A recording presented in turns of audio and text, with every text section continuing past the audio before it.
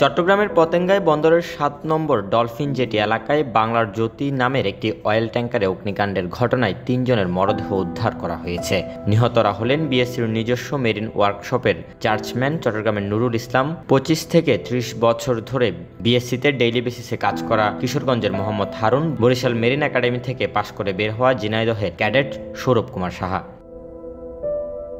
সোমবার সকাল 11:15টার দিকে আগুন লাগে অপরিশোধিত তেলবাহী রাষ্ট্রায়ত্ত বাংলাদেশ শিপিং কর্পোরেশনের পুরনো এই ট্যাঙ্কারে, যা বন্দরের বহির্নোঙরে অবস্থানরত বড় জাহাজ থেকে তেল খালাস করে পতেঙ্গার রিফাইনারিতে আনত। দুর্ঘটনার সময় প্রায় 11,000 টনের বেশি অপরিশোধিত তেল ছিল এই ট্যাঙ্কারে। আগুন নেভাতে কাজ করে নৌবাহিনী, কোস্টগার্ড, বন্দর ও fire service.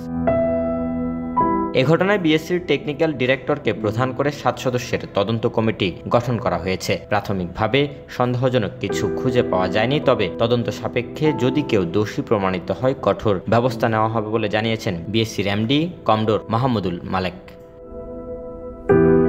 Desk report, news now 24।